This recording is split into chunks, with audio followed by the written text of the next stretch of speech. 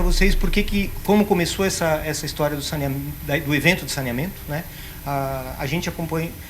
Eu vou dizer para vocês que eu até hoje em dia tenho um pouco de vergonha do quão pouco eu me preocupava com saneamento até pouco tempo atrás. E há quão pouco tempo eu me preocupo com saneamento de verdade. E essa é uma motivação principal que me levou a trazer a ideia para o grupo de eventos, a gente discutir bastante e gerar esse primeiro evento.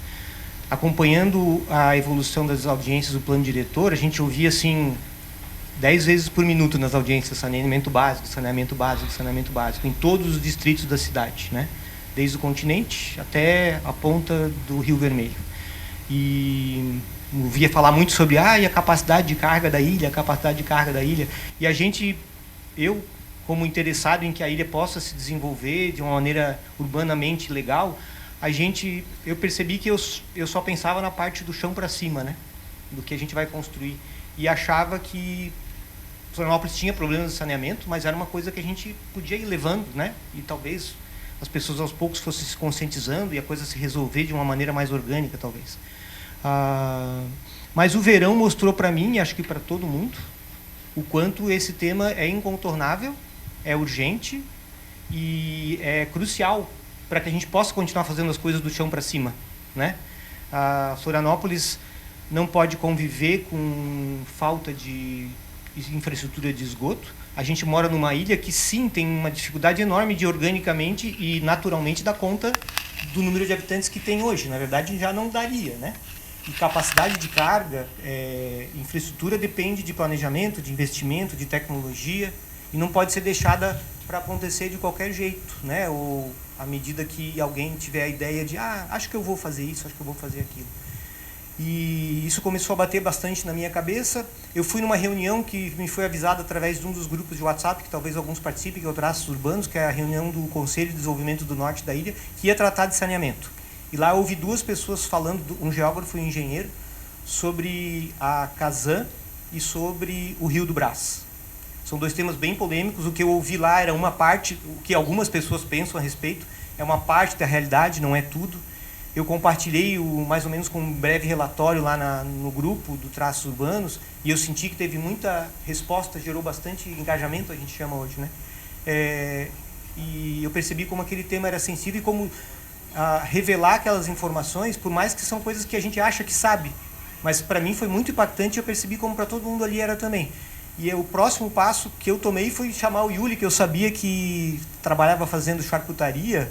Foi assim que eu conheci ele, acho que querendo se ver livre da engenharia sanitária, mas sabendo que ele tinha tido uma história grande nessa área, para ouvir alguém de fora e entender, aquele cara falou isso, aquele outro falou aquilo, né? O que será que alguém de fora tem para me dizer sobre isso? E para minha felicidade, o Yuri tinha... Não é verdade.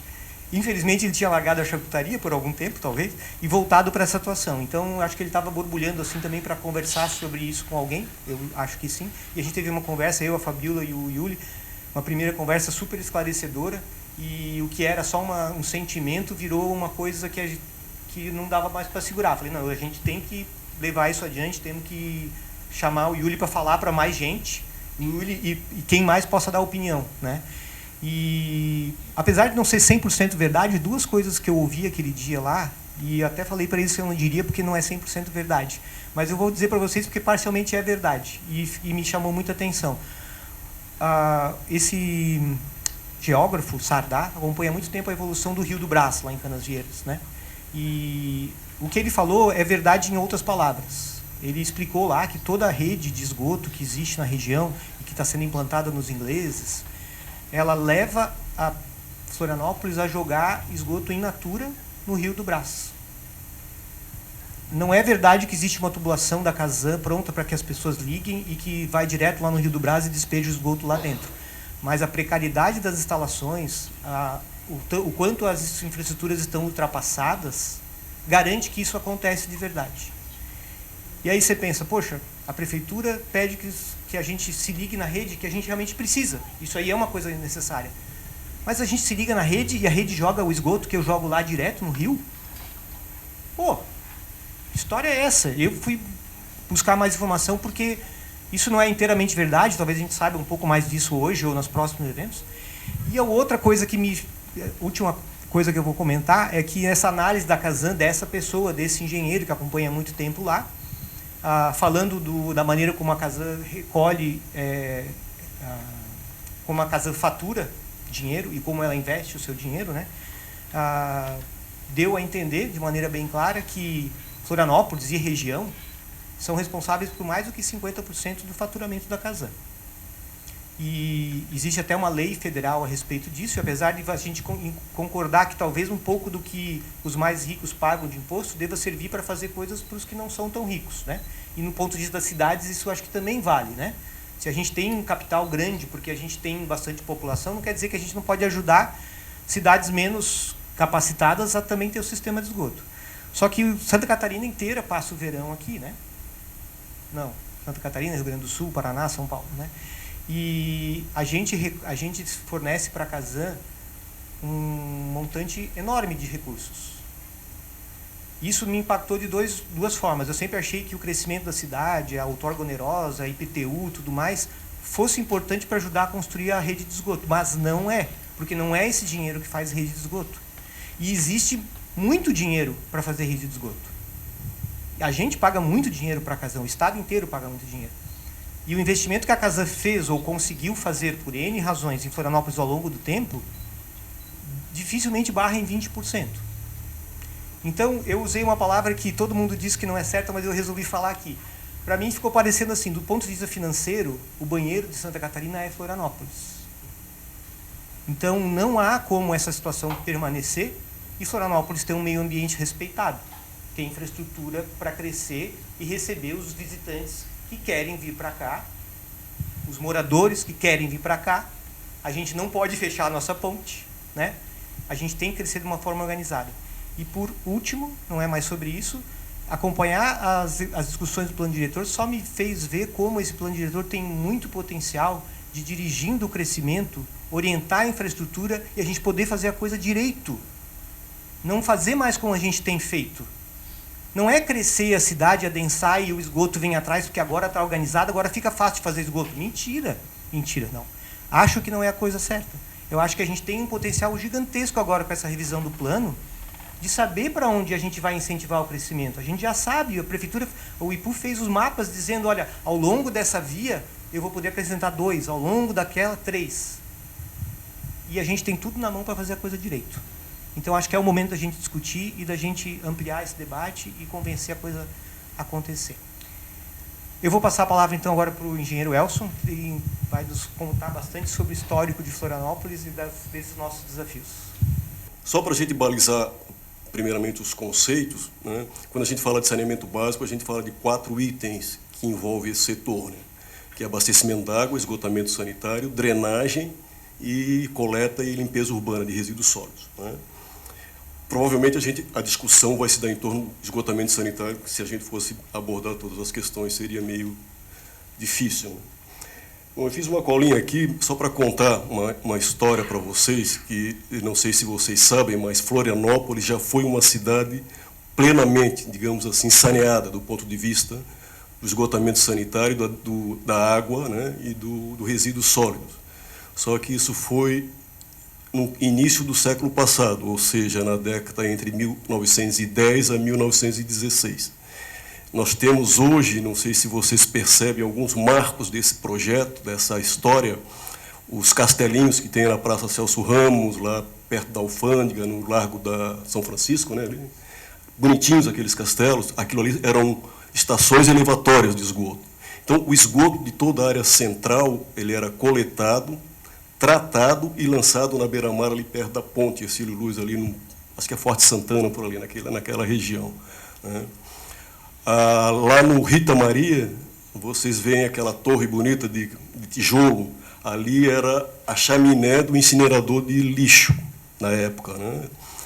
E também tem uma comunidade aqui bem conhecida, que é o Morro da Caixa d'Água, né? Onde fica a comunidade do Monte Serra. Ele é Morro da Caixa d'Água porque lá foi o primeiro reservatório de água construído também nessa época para atender a cidade, né? Atendia as casas e atendia também aquelas que chamavam de carioca, aquelas fontes públicas que o pessoal utilizava, né? Então, essa foi uma realidade dessa época, né? E aí o que é que aconteceu, né? Hoje a gente não vive essa realidade. A cidade cresceu, né, de maneira extremamente desordenada, informal, né, da informalidade, e existe um fator pelo qual isso também foi potencializado, né? E aí houve um hiato de nada menos do que 60 anos aproximadamente, para existir, para ser executado o próximo sistema de esgoto da cidade. Então a cidade cresceu de maneira desordenada, ela se formou polinucleada, né? Ou seja, não existe só Florianópolis no centro, existe Florianópolis, ingleses, enfim, né? Esse conjunto de comunidades, isso é um fator que onera até mais o projeto, mas enfim, não é esse o caso, né? E esse crescimento não foi acompanhado, aliás, ele absolutamente não foi acompanhado, quando nós estamos falando de esgotamento sanitário, porque água e resíduo, de um certo modo, houve, né, um processo de investimento, mas o esgotamento sanitário ele ficou naquela época. Então, só na década de 80, em 1988, em 78 começaram os projetos, foi executado, passou a funcionar o segundo sistema, que foi a Lagoa da Conceição, né? Depois veio o continente, ali toda a região do Estreito e Coqueiros, que foi em 1994, e finalmente aqui a região do centro, Sacos e Limões, enfim, toda essa região aqui em 1997. Então, esse ato, né, essa falta de investimentos que ocorreu nesse período, gerou, né, um déficit ambiental extremamente pernicioso para a cidade, né? Gerou um problema sério na questão do esgotamento sanitário. E ele também foi potencializado pelo seguinte aspecto, né? A cidade ela tem uma característica fundiária, né, o município de Florianópolis, que também favoreceu em muito essa ocupação informal da cidade irregular. A cidade realmente é uma cidade formada, né? Se vocês forem ver lá a região do Campeche, Rio Vermelho, aqueles loteamentos um do lado do outro, sem o menor critério urbanístico, né? E isso por quê? Porque o sistema fundiário da cidade, praticamente todas as propriedades de Florianópolis eram escritura de posse, né? Ou seja, não eram escrituras públicas. A região que continha a essência das escrituras públicas era aqui o centro da cidade. Os bairros eram todos escritura de posse. E a prefeitura tinha uma norma, né, nessa época, que não aceitava projeto de soluções, enfim, de loteamentos ou de casas, onde a escritura fosse de posse. Ou seja, a cidade se formou ao largo desse processo do município de controle. E isso potencializou os problemas em relação à questão do esgotamento sanitário e do comprometimento da cidade. Por quê? Que aí é um outro fator, digamos assim, de característica de solo e relevo da cidade, né? Florianópolis é uma cidade que tem uma característica de planícies costeiras, né? Toda a borda da ilha são planícies, e a parte central são morros, né? Ou seja, são duas situações geográficas que dificultam, que inviabilizam aquelas soluções clássicas que a gente usa nas residências, que até então eram usadas, de fossa e sumidouro, de infiltração. Ou seja, na parte baixa, nas planícies, o lençol freático é alto, esse sistema não funciona direito. E na parte alta, o solo é argiloso ou rocha, também ele não funciona na infiltração, né? Essa característica, né, de solo associado ao processo acelerado de crescimento da cidade, ou seja, ao grande adensamento da cidade, fez com que as pessoas começassem a utilizar as fossas e os sumidouros e fazer o famoso extravasamento, né, os ladrões, né, aquele clássico sai da fossa e liga direto na drenagem. Então, essa, digamos, é uma realidade. Em relação aos projetos de 1916, ele começou, né, então ficou pronto, operando plenamente. Já na década de 23, ele começou a entrar em sobrecarga, ou seja, a capacidade de carga dele para tratar todo o esgoto e a rede para absorver as novas ligações, ele começou a entrar em colapso. E isso, com o adensamento, foi piorando até que na década de 50, em 1951, o sistema foi desativado, ou seja, a estação de tratamento foi desativada, e aí o esgoto passou a ser lançado bruto, né, na Bahia Norte, né? Então, nós temos ali uma Bahia Norte com anos e anos de problemas de lançamento de esgoto, ou seja, a quantidade de lodo acumulado, enfim, né? Todo esse contexto é bastante sério, né? Então, isso é um desafio, porque a cidade não investiu e o que a gente observa do ponto de vista, né, que aí é o outro tema que eu vou colocar, não sei se eu estou com tempo ainda, está tudo certinho, que é a questão, né, dos marcos regulatórios, né? Então, isso a nível nacional. O Brasil, o país, o tema saneamento não era uma questão que era tratada do ponto de vista dos marcos de instrumentos jurídicos, enfim, de legislação. Ele estava solto aí, pendente, né? Uma área da engenharia civil que era solta. Em 2007 foi editado um marco regulatório, que é a Lei 11.445, que posicionou uma série de instrumentos ali para, depois o Yuri vai falar, uma série de instrumentos para viabilizar, né, as ações de saneamento, criar planos de metas, enfim, um conjunto de instrumentos e ações para que a coisa se desenvolvesse, porque isso não é uma realidade de Florianópolis, isso aí é uma realidade do país inteiro, né? E aí, um dos instrumentos que ele colocou, né, que esse marco regulatório colocou, é o plano de saneamento. E só para fazer um apêndice, quando a gente fala quem é o responsável pelo saneamento da cidade, não é a Casan, é a Prefeitura de Florianópolis. É ela que tem que ser chamada, é ela que é a dona da brincadeira, é ela que é a gestora, ou seja, é a titular do serviço. A gente confunde muito achando que isso é uma questão da Casan, desculpa. Mas não, isso é prefeitura. E as prefeituras, de um certo modo, não assumiram esse papel.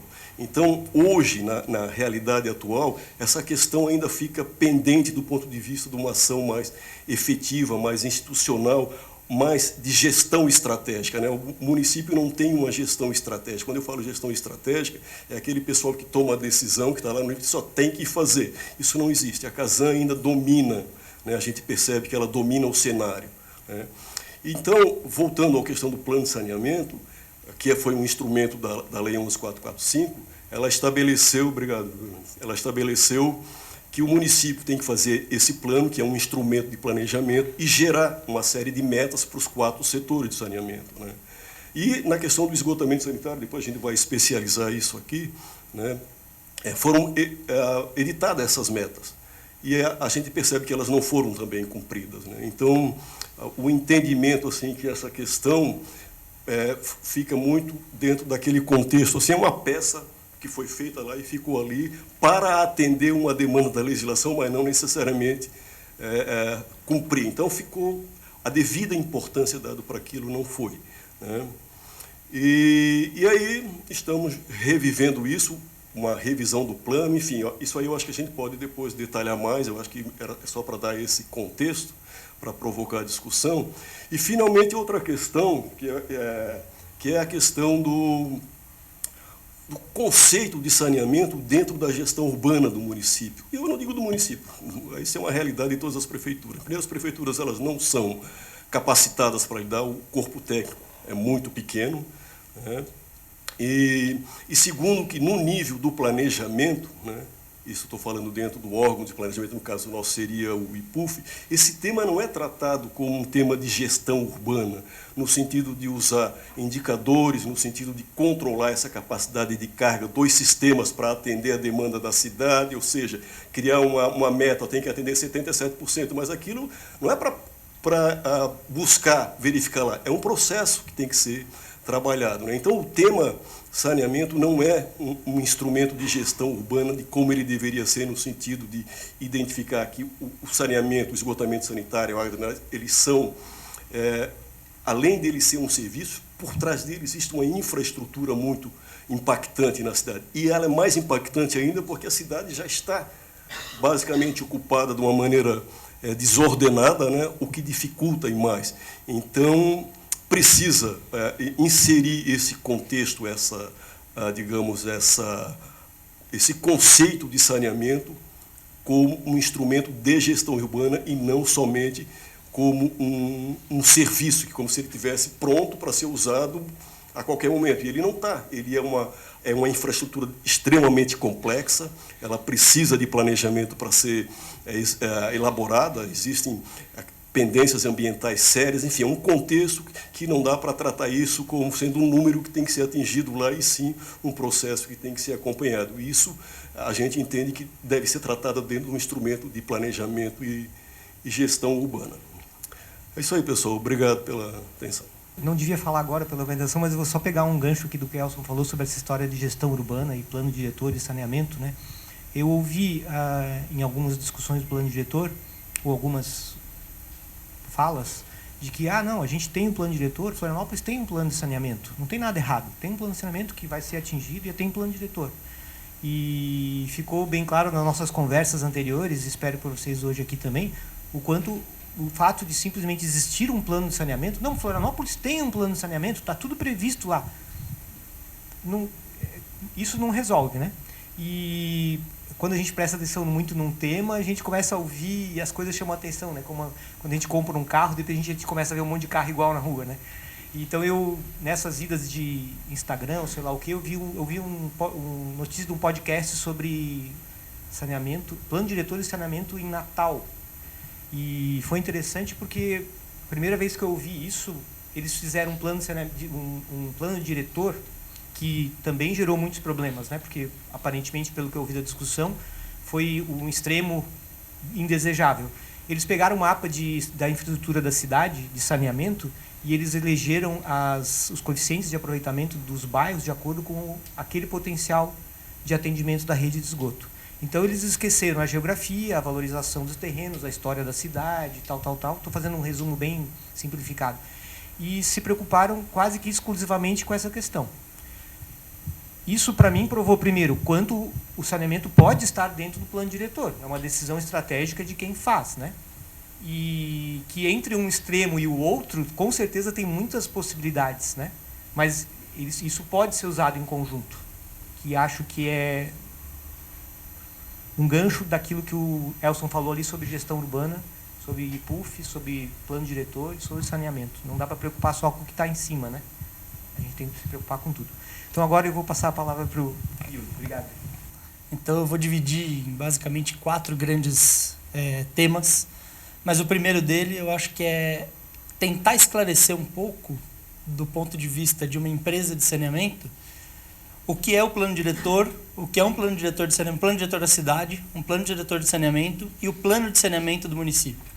Então isso começa definindo quem são os atores. Então, como a titularidade do sistema, o dono do sistema é o município, o plano de saneamento, que passou a ser obrigatório a partir de 2007, são as diretrizes que esse município, dono do sistema, vai colocar no papel e falar: esse é o meu compromisso para conseguir universalizar o acesso a este serviço básico, importante e multidisciplinar. Então, o primeiro ponto do saneamento básico é que ele é básico, então não é premium, não é plus, é básico, é necessidade primeira, e que ele é multidisciplinar, ele está associado com saúde pública, ele está associado com gestão urbanística, ele está associado com crescimento, ele está associado com desenvolvimento econômico, ele está associado com produtividade econômica, com PIB, com tudo, com a característica principal de geração de renda daquele município.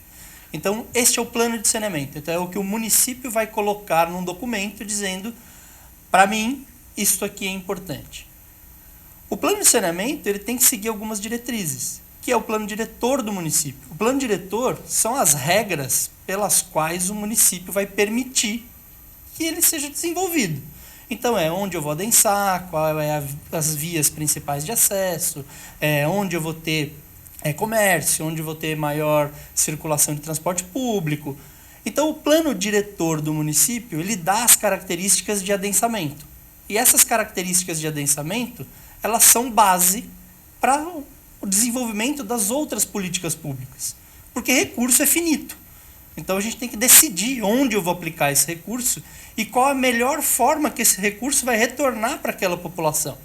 Então, esse retorno do resultado econômico obtido pelo desenvolvimento da cidade e como ele vai ser distribuído e como é que eu melhoro o emprego desse recurso e que eu vou gastar menos com saúde, eu vou gastar menos com uma série de outras coisas, ele está direcionado, por isso que é um plano diretor do município. via de regra, esse avanço está muito associado com a parte urbana, porque são as construções que vão delimitar o adensamento e que, consequentemente, vai delimitar qual é a população. Este plano diretor do município, ele é base para um plano diretor de saneamento, que trata do que especificamente? Como é que eu vou abastecer essa população com água? Como é que eu vou coletar, afastar e tratar os efluentes gerados por este consumo de água?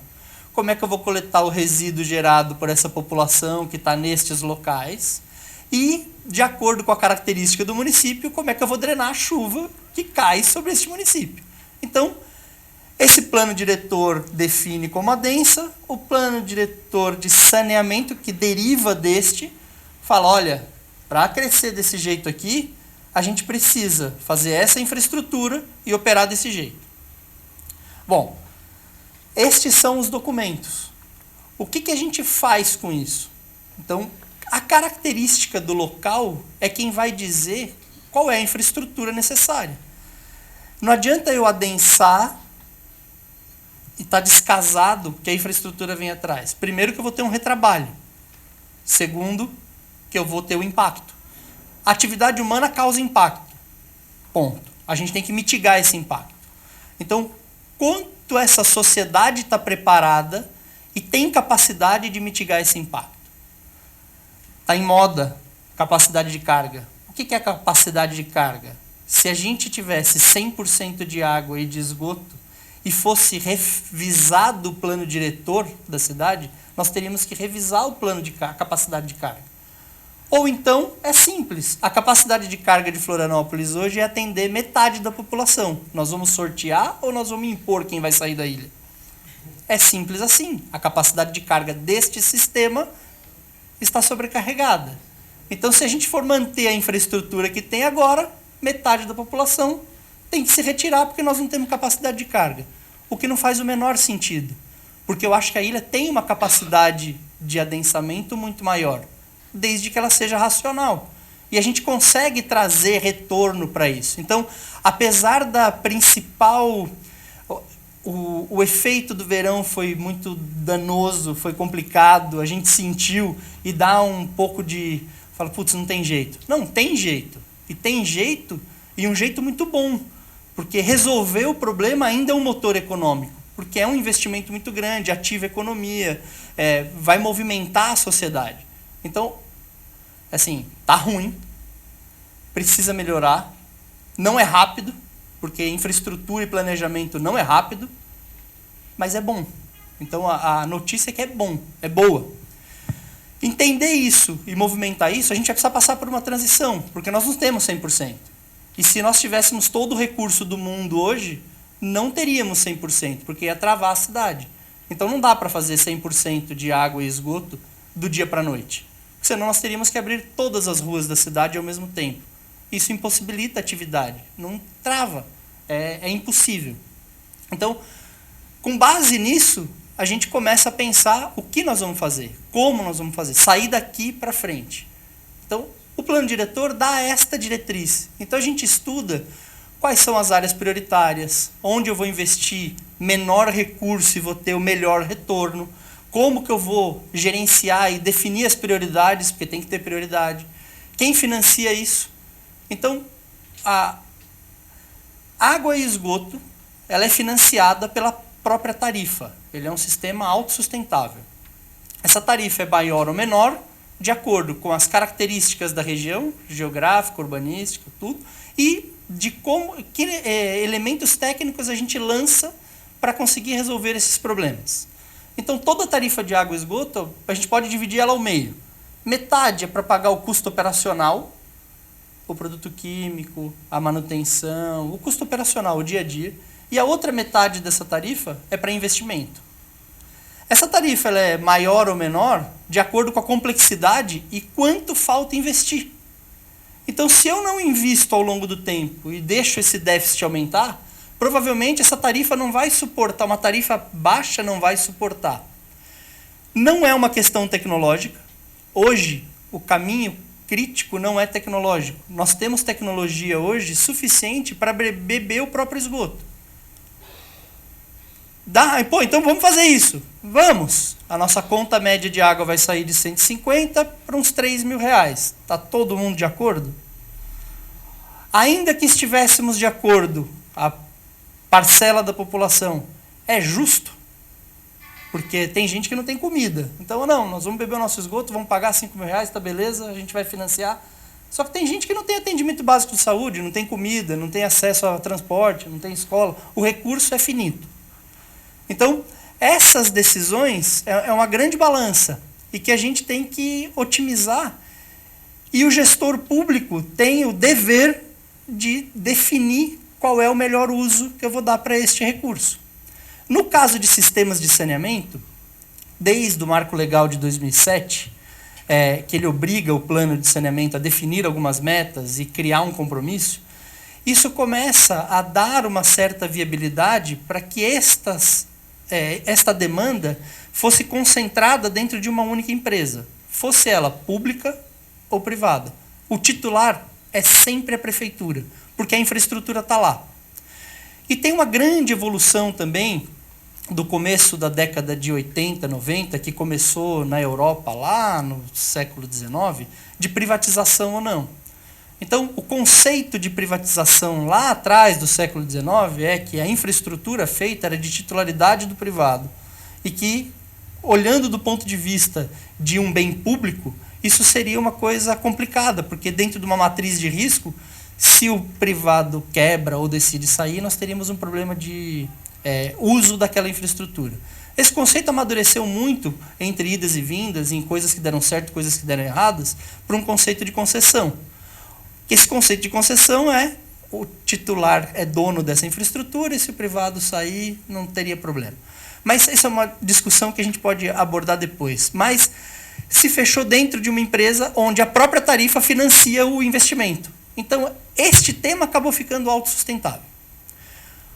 O que motiva muito e que volta para o nosso começo de conversa, que foi o verão, é que coisas a gente pode fazer em Florianópolis, que tem uma característica muito peculiar. Somos uma ilha com um relevo muito bem definido e quando a gente pensa em quais são o estudo de alternativas do que fazer do ponto de vista técnico, a gente estuda um monte de técnica e lança a mão daquilo e começa a pensar da seguinte forma. Eu vou coletar. Tem rede coletora. É plano. Putz, por gravidade não vai, precisa de uma elevatória.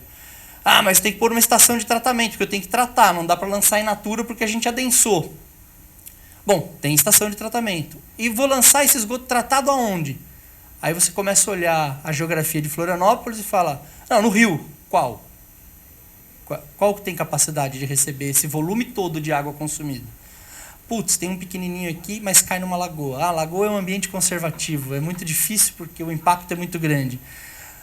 Tem outro rio, tem o mar, dá para infiltrar? Então são várias alternativas. O que define a tecnologia que eu vou usar de tratamento é onde eu vou lançar, qual vai ser o destino final. E aí isso traz uma outra discussão. Primeiro, efluente tratado não é água potável. A legislação fala em 85% de capacidade de tratamento, nós estamos falando de 15% de matéria orgânica, que num volume imenso, o corpo receptor, o rio, tem que ser imenso para receber essa vazão, porque ele precisa autodepurar. Autodepurar é terminar de degradar aquela matéria orgânica dentro do rio. Rio não é um elemento para se fazer tratamento, mas a gente pode usar a capacidade de autodepuração. Só que a vazão dos rios aqui, nós estamos numa ilha, não tem. Então a gente começa a olhar para o mar. Então a condição, infiltrar o lençol freático está na beirada. Você vai infiltrar e vai parar onde? Vai parar na lagoa, vai parar no rio, vai parar no mar. Então começa a ficar complexa a tomada de decisão do que fazer. Vou fazer descentralizado, um em cada bacia, ou eu vou fazer centralizado, um único sistema de tratamento. Existem prós e contras. Mas olhando a geografia já começa a ficar um pouco mais fácil de tomar a decisão. E aí tem um outro ponto que quando eu cheguei aqui, eu moro em Florianópolis, eu escolhi Florianópolis. Então eu tenho raízes, só que elas estão dentro de um vaso, eu carrego elas para lá e para cá. E eu escolhi Florianópolis para morar. A ponte não estava fechada? Não estava fechada. Ainda bem. Porque eu sou muito grato pela receptividade. A hora que a gente olha a característica disso aqui, quando eu cheguei, eu vi muita gente falando: não, eu não quero uma estação de tratamento aqui. Eu sou contra o emissário. Eu sou contra ter uma elevatória ali. Tá, você é contra e é a favor do quê? Sou contra a estação de tratamento no meu bairro e é a favor do esgoto in natura? Eu sou contra o emissário submarino porque eu não sei se a Casan vai operar bem. Quem que contratou a Casan? Então, vamos cobrar quem contratou a Casan e fazer uma pressão em cima do operador. E a gente pode até tirar o nome Casan. Qualquer operador que tiver lá, seja uma empresa própria, privada, estatal, o conceito é o mesmo. Quando a gente começa a refletir por esse ponto de vista, a gente começa a tomar um pouco mais de cuidado e avaliar que os efeitos são muito piores, porque hoje não ter o emissário, não ter a estação de tratamento, a água, o efluente não tratado, ou seja, nem é aquele residual, está chegando no rio, no mangue e na beirada da praia. Então, essa reflexão é muito importante. E a outra coisa, para finalizar, que o meu tempo já está acabando, é que sistema de saneamento em uma cidade, o coletivo sempre vai ser mais barato. Então, um sistema coletivo ele vai ser mais barato para implantar, mais barato para operar e vai ser mais fácil de se monitorar. Cada unidade que eu tenho picadinha, se cada casa tivesse a sua própria estação, o custo de monitoramento somado seria um absurdo. O custo de implantação unitário é um absurdo se a gente compara com o coletivo. Então, saneamento básico é uma solução coletiva. Se ele vai ser agrupado em sistemas menores, vai ser um só, quem vai dizer isso é a característica do local e as possibilidades, as alternativas de estudo. Não existe uma alternativa só, são várias alternativas. Num plano diretor de saneamento, pelo menos 3, 4 alternativas a gente tem que olhar. E via de regra o que é implantado acaba sendo uma mistura disso tudo, porque é um sistema multidisciplinar. Precisa dos técnicos, precisa da parte econômica financeira, precisa do tema social, precisa levar em consideração o tema histórico, precisa levar em consideração várias coisas para que isso funcione e que seja efetivamente utilizado. Bom, eu só vou dar umas pinceladas, acho que vou começar até com a fala do próprio Henrique. O que motivou isso, a gente a estar aqui conversando, e as o que os arquitetos têm a ver com isso e tal. Eu acho que tem tudo a ver, né? Nós, por um lado, a gente está construindo a cidade e a gente entende que é uma das responsabilidades nossa como cidadão é saber o que a gente vai fazer. E nós temos pouco conhecimento, na verdade, de uma área tão específica quanto os dois especialistas que estão aqui. Na verdade, é muita informação que tem que ser dada, tem muitas alternativas. O estudo mesmo, o Yuri falou, existem muitas, para ser feito muitas alternativas, e nós temos uma ilha com características próprias, bem levantada pelo Elcio, que é bastante difícil. O que motivou essa conversa também foi justamente o dado desse verão passado, dessa epidemia, que passou a ser um problema de saúde pública. Nós tivemos um problema sério entre nós, como cidadãos da cidade, mas nós exportamos isso para fora também. Bom, isso, como acho que foi levantado aqui pelos dois, o problema, o plano de diretor e tal, por que não é essa conexão e etc. Isso é uma questão de mentalidade nossa.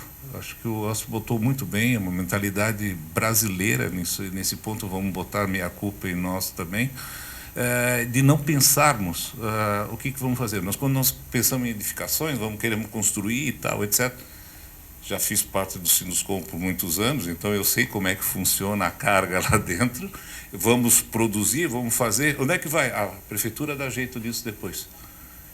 Nós temos que mudar essa página. Eu acho que nós temos que começar a pensar nisso.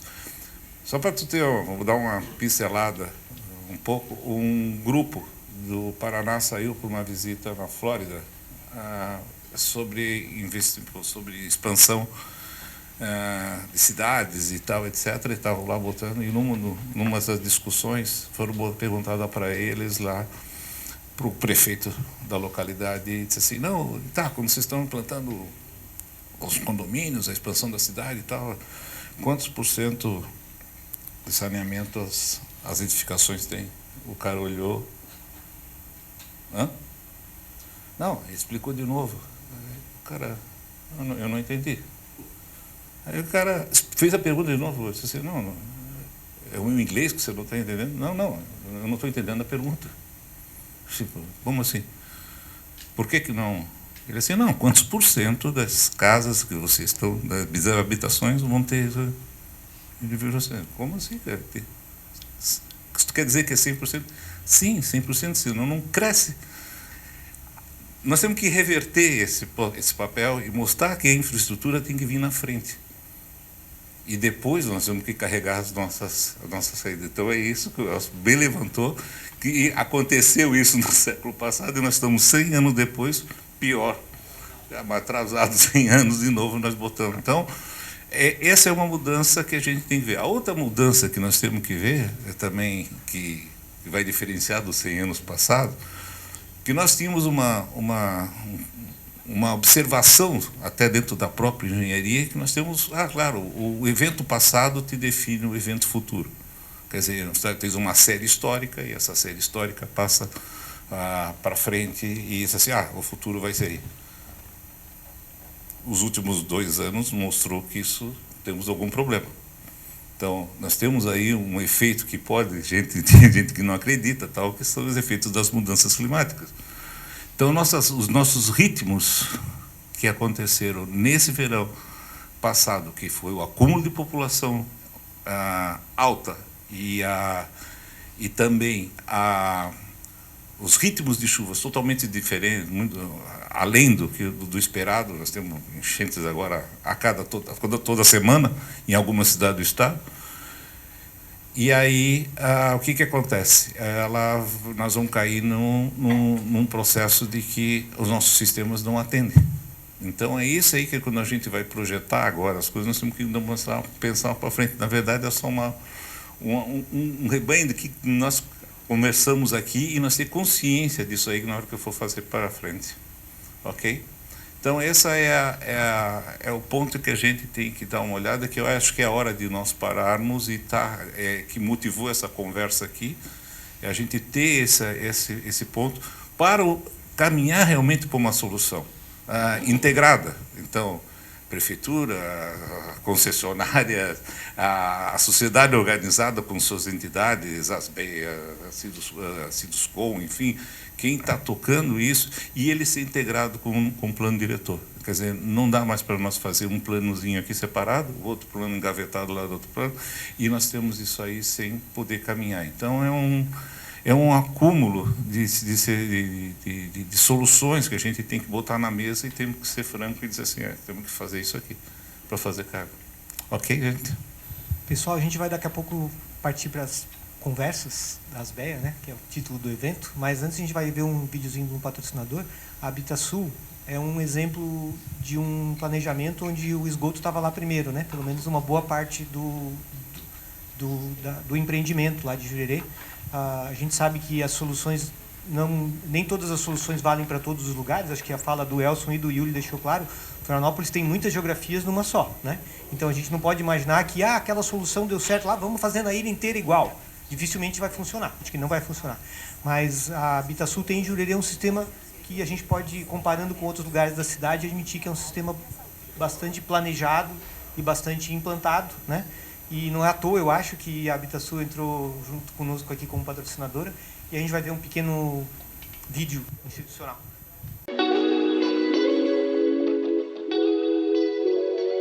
O Sistema de Água e Esgoto de Jurerê Internacional, o SAI, desde seu início em 1983, tem como metas a preservação ambiental e a saúde pública.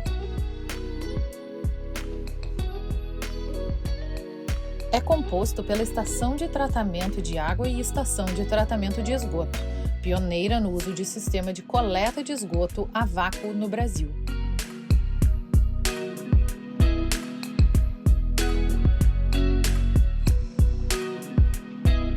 Este processo reduz a contaminação do solo e das reservas de água, ao mesmo tempo que melhora a qualidade do nosso sistema.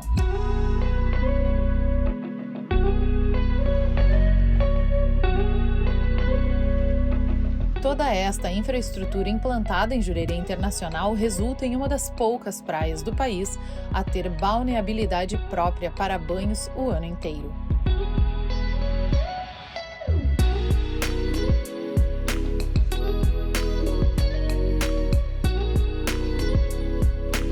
Ao longo dos anos, vem servindo de modelo para outras localidades e profissionais dos âmbitos público e privado.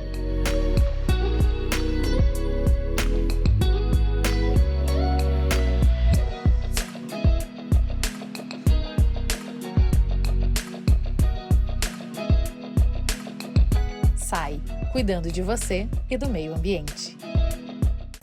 Bom, então agradecendo mais uma vez o patrocínio da Habitasul e despertando essa possibilidade de que hajam espaços com planejamento e com estações que não estão com 250% da sua carga, né? A gente espera começar o papo e eu só queria finalizar essa história de motivação dizendo que depois da conversa com o Uli ali, eu até durante a conversa com o Uli eu fui ficando meio desesperado assim pela perspectiva, né? Mas eu finalmente resolvi que a gente devia apresentar, porque uma parte do que o Yuri falou ali, que ele depois tem dados que ele pode compartilhar conosco, é que o saneamento é um grande negócio, no sentido de um bom negócio para empresas que trabalham com saneamento, mesmo que seja a Casan ou outra empresa. Existe dinheiro disponível, não é um problema sem solução, né? E eu acho que vale a pena buscar isso, porque realmente eu fiquei pensando, eu não queria estar numa realidade em que trabalhar dentro da legalidade é aumentar esse problema. Porque a gente que trabalha com o mercado imobiliário ou com projetos privados, né? Eu fazendo uma casa e um belo sistema de fossa e sumidouro e filtro anaeróbico, eu sempre achei que eu estava fazendo um bom trabalho, né? Que as empresas para quem eu já projetei prédios que tiveram que fazer uma ETE e reclamaram porque gastaram uma fortuna, mas é o que tem que fazer, e contrataram uma empresa ótima de projeto, uma empresa ótima de execução, fizeram um sistema nota 10, a gente vê o resultado nas pesquisas da prefeitura aí do verão, né? Porque o nível de eficiência das ETEs privadas não é muito melhor do que o da Casan, talvez seja bem pior, né? Então, eu não queria que eu tivesse que concorrer no mercado onde, para eu aceitar um projeto, eu tenho que fechar os olhos para esse problema. E isso é um dilema para todos nós, é para mim também. Não é fácil, né? Eu não quero ter que recusar projetos, talvez eu não consiga recusar projeto. Vamos ser bem sinceros, né? Talvez eu não vá recusar projetos. Mas eu adoraria ter essa tranquilidade. E sabendo que é um grande negócio, que além de projetar um prédio lindo e a construtora ter um lucro bom e as pessoas morarem bem, eu possa ter um sistema em paralelo que está gerando recursos também, que está dando emprego e que está ajudando a nossa natureza a se preservar, né? E mais do que tudo, com certeza nós não temos muitos anos pela frente de construção com esse problema do jeito que está, né? Não adianta o Sinduscom querer gerar emprego se vai construir 100 prédios em um ano, porque o plano diretor abriu grandes possibilidades de construção, é verdade, né? E esses prédios vão estar vazios daqui a 5 anos, talvez, daqui a 10 anos, talvez, né? E aí nós vamos virar uma ilha fantasma, talvez, sei lá. É isso que vai acontecer se não mudar. Bom, eu nem todos me conhecem, né? Eu sou a Lorena, sou gerente de desenvolvimento imobiliário da Habitasul. Estou aqui com a Fabiana, que é a gerente do sistema de tratamento de Jurerê. Eu queria fazer uma pergunta muito simples. Se vocês conhecem Jurerê, se vocês conhecem o tratamento que fizemos lá, né? Se vocês conseguirem entender, captar alguma coisa sobre o vídeo, né, que foi apresentado. Queria ilustrar essa minha pergunta dizendo que eu não sou engenheira sanitarista, sou arquiteta, mas eu admiro muito o trabalho que a Habitasul fez. Iniciou no momento que a Casan não tinha como atender o bairro, né, então surgiu a ideia de fazer a estação. Todo mundo sabe que Florianópolis tem problemas, né, com essa questão de ter estações independentes. A gente está ajudando nessa construção para que isso seja regularizado. Hoje já tem a intenção disso ser ampliado, né, inclusive em outros lugares. Mas eu queria dizer assim que, como arquiteto e urbanista, o meu aprendizado em Jurerê foi o quanto nós, pessoas, somos importantes para manter o sistema. porque a gente coleta a água da chuva, trata, fornece, as pessoas nos devolvem como esgoto, a gente trata, infiltra, isso volta para o lago, a gente trata de novo. Então é um ciclo tão dependente das pessoas, né? E eu não consigo imaginar a gente expandindo esse bairro sem se continuar assim, dessa forma sustentável, né? Então, por isso que eu sou assim super defensora do que está sendo feito lá e gostaria de saber se vocês conhecem, o que vocês acham. Conheço o sistema, conheço a tecnologia, acho que é importante e é bom a gente colocar um momento histórico, que não é um privilégio só de Florianópolis, eu vou chamar de privilégio. Esse final da década de 80, praticamente o país inteiro vem de uma política que é o Planasa, uma política de saneamento que o governo federal resolveu colocar em prática no país, e formou-se as companhias estaduais para tentar resolver o problema e universalizar o sistema. Só que com isso trouxe uma locomotiva grande, mas também alguns problemas, o que é normal num momento de implantação. E esses vácuos, que é a falta da legislação e a falta da presença do poder público em determinados pontos, gerou em vários locais sistemas independentes. E eu acho que o que foi feito lá foi espetacular. Tanto do ponto de vista da escolha das tecnologias, quanto do ponto de vista do planejamento. É uma pena que não tenha sido feito em outros locais, mas não acredito que fosse possível, mesmo dentro de Florianópolis, replicar ou que surgisse na mesma época alternativas como aquela colocada lá, onde você tem a exploração efetiva do solo, ou seja, da venda e da comercialização de terrenos e da exploração imobiliária, e que, se não fosse a condição da praia, talvez ele não fosse constituído desta importância toda que o saneamento tem para aquele desenvolvimento imobiliário. Se fosse rural ou estivesse numa outra cidade, talvez não se desse dessa forma. Mas eu acho que é incrível, e se não tivesse sido feito dessa forma, não teria sido feito. Dá para replicar este modelo, na minha opinião, em alguns locais, mas não em todos, porque ele gera algumas brechas. E tem também uma grande discussão do ponto de vista legal, da área de abrangência. Então, como a titularidade é municipal, se não tiver uma definição do que é um condomínio, qual é essa delimitação de espaço, fica complicado. Então, ela se deu por conta de uma falha de quem estava operando o sistema no momento, de não ter capacidade. E isso aflora uma outra coisa.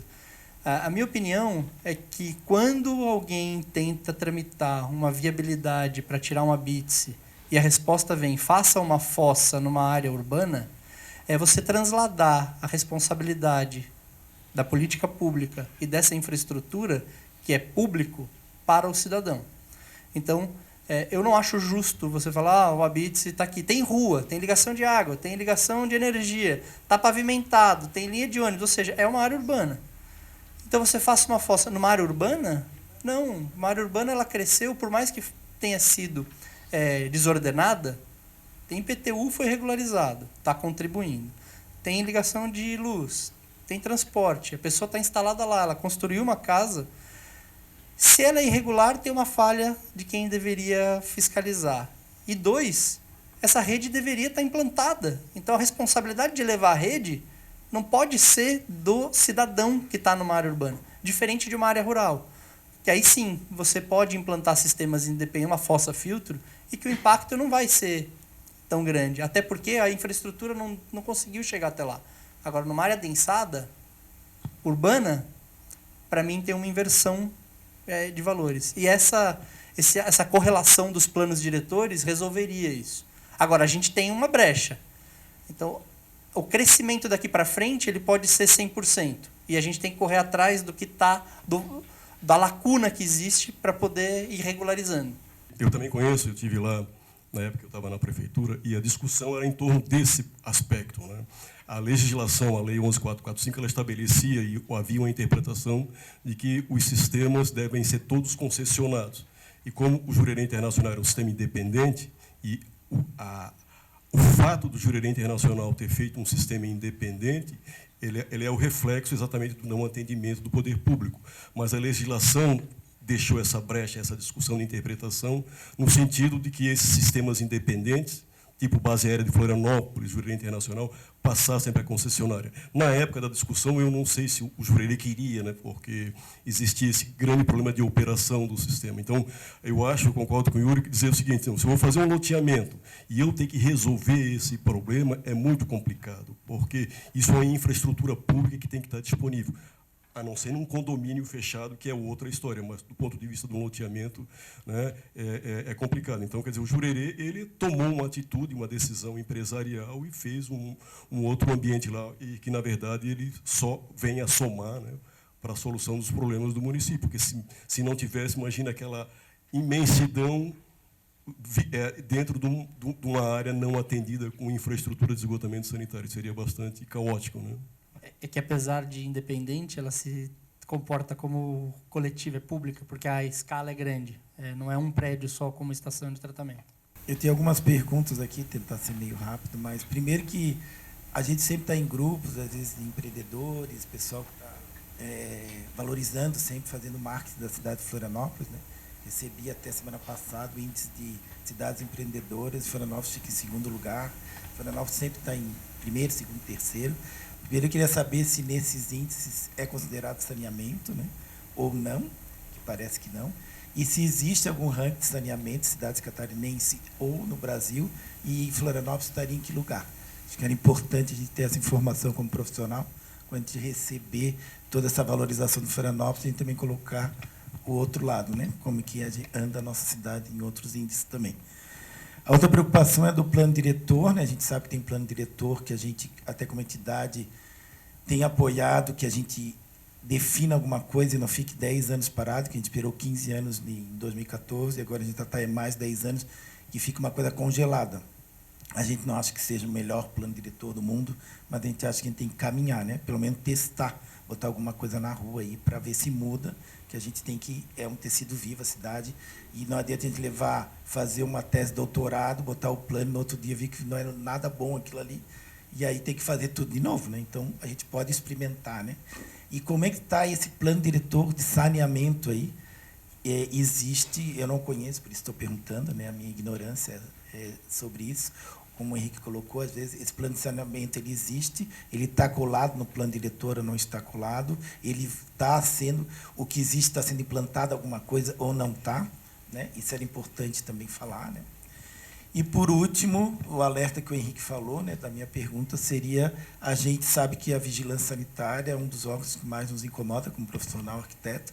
A gente fica, às vezes, 2, 3 anos aprovando projeto que não é da nossa área, a gente contrata, junto com nossos clientes, um engenheiro que faz todo o trabalho dentro de uma legislação, que aprova uma ITE, que fica 2 anos, a gente brigando, aprova, constrói, e o Henrique diz que não funciona, né? Então, a gente quer saber se é isso mesmo. Tá? Então, se não funciona, a gente vai lá brigar também, porque, né, a gente faz sabendo, nós estamos no marco, achando que estamos fazendo corretamente, dentro das regras, das normas brasileiras, e a gente sempre está sendo, dentro da legislação, somos cobrados, né, de tudo, até se o nome está escrito correto na placa. Então, a gente quer saber se isso vai funcionar também, né? E não vamos correr o mesmo risco de quem está na ilegalidade, né? Seria isso.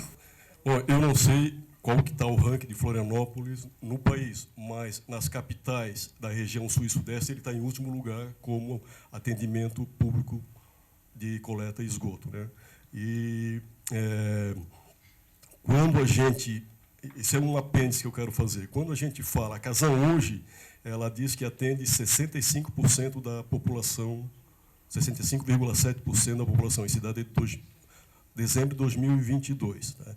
E quando ela diz isso, ela não está dando uma informação completa, porque a Casan se baseia no cadastro de usuários de água. Ou seja, se eu tenho uma rede coletora passando naquela via, então ela pode cobrar, ela usa o cadastro de água, não o cadastro de esgoto, porque não tem. Isso quer dizer o quê? ela está disponibilizando um sistema, mas nem todo mundo está ligado, mas todo mundo está pagando. Então, essa informação, esse percentual também tem que ser questionado, né? 65% considerando esse processo, né? Em relação ao plano de saneamento, nós fizemos o plano de saneamento. O plano de saneamento ele é de longo prazo, portanto, ele é um plano, né? Eu trabalhei na questão do plano, ele ficou pronto em 2013, né? E dali não derivou os planos diretores, porque o plano diretor seria um instrumento de gestão do processo. O plano de saneamento é um instrumento de planejamento, ele é mais amplo, ele estabelece, na essência, ele estabelece metas, né? Os planos diretores eles não saíram porque a gestão do processo é frágil, né? Ou seja, o município interagindo com o órgão de planejamento e com a Casan no sentido de viabilizar, olha, essas metas eu tenho que atender esse ano, ano tal. Então, eu tenho que começar a gestar processos, planejar projetos. E isso é frágil, né? Isso quer dizer o quê? Que o plano de saneamento ele foi feito em 2013, tornou uma lei em 9.400, né? E as metas não foram cumpridas. E quando eu falo que as metas não foram cumpridas, sejam elas institucionais ou sejam elas de metas técnicas, de avançar nos serviços. E eu não estou falando só de esgoto, também estou falando das outras áreas, drenagem, enfim, né? Na questão do esgoto, hoje, né, nós temos, por exemplo, que o plano ele considerou dentro desse estudo o seguinte, que o déficit na questão do atendimento com o sistema de esgotamento sanitário é muito ruim, né? Ou seja, a cidade está muito ruim nesse aspecto. Então, tínhamos que acelerar esse processo. E as soluções, pelaquela questão que a gente falou, né, da característica da cidade de lençol freático, elas teriam que ser coletivas, públicas. Então, a Casan tinha que acelerar o processo de construção de vários sistemas, né? Então, em 2015, a perspectiva era atender 60% da população. 2022 era para atender, aliás, 2020 para atender 77% da população. Isso não foi atendido, porque nós estamos em 2023, nós estamos com 57 dentro daquele conceito que eu já falei.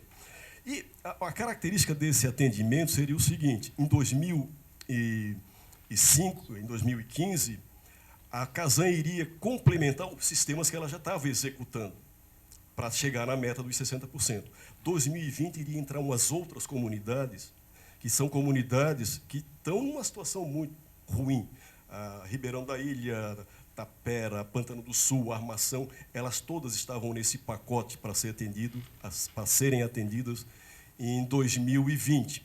Ou seja, era um processo acelerado que a Casan tinha que botar pilha no sentido de fazer. A gente já percebia que a meta era muito ousada, mas estava ali como demanda para ser atendida. Mas absolutamente essas demandas não foram atendidas. Então, nós temos comunidades hoje que já deveriam estar sendo atendidas, né? Por exemplo, ingleses, Campeche, eram processos que já deveriam estar prontos.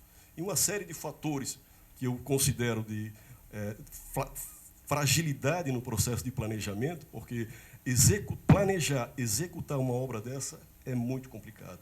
Tem a questão ambiental, tem licenças, enfim, tem uma série de questões, tem a comunidade, tem um controle social do processo. Então, ela precisa de um tempo muito grande de planejamento. E isso não foi viabilizado a contento. Então, de formas que hoje, esse plano de 2013 foi revisado, né?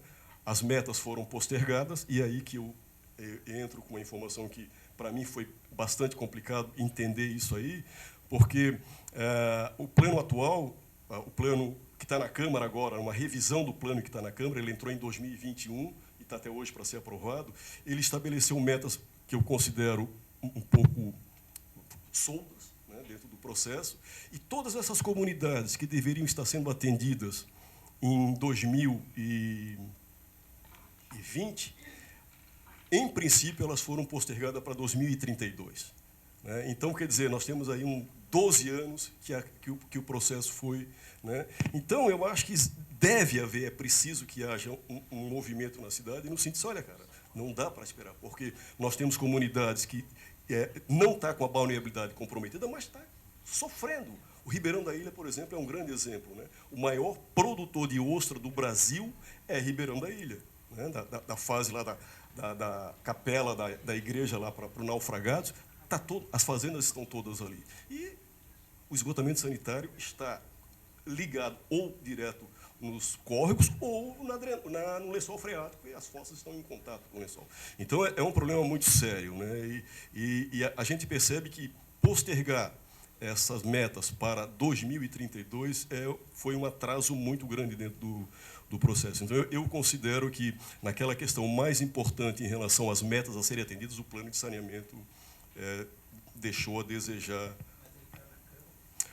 A revisão está na Câmara agora, está sendo avaliada. É um projeto de lei que eu não sei o número aqui, mas, enfim, ela tá na Câmara, já vai fazer 2 anos que ela está em tramitação, né? E, quer dizer, é mais atraso, né? Porque aí precisa do novo marco, um marco que eu já questiono essas metas, porque elas ficaram, agora vai atender o sul da ilha em 2032 100%.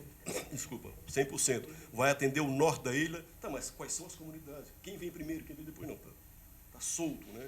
Então precisaria haver uma especialização, um detalhamento melhor dessa questão. Então eu considero assim frágil, né? Dentro do ponto de vista como instrumento de gestão, ele continua frágil e percebe-se assim que a postura do município ainda é aquela postura cultural, não, isso é problema da Casan, não é meu. Não, o município é o dono, é ele que tem que estar ali fazendo a gestão estratégica, a gestão técnica, a gestão operacional junto com a Casan, no sentido de criar planos diretores, que são planos execuíveis, de execução dos processos, né? A gente trabalhou inicialmente num plano diretor de drenagem urbana, que é outra questão, que também não foi para frente. Então, as coisas, a gente percebe que no saneamento as coisas ficam muito assim, isso se resolve depois. E aí nós estamos com um déficit, porque, não sei se eu tenho tempo para falar, mas hoje nós temos um déficit ambiental muito sério na cidade, porque mesmo que eu coloque sistemas de esgoto na cidade inteira, o que já é um caos, porque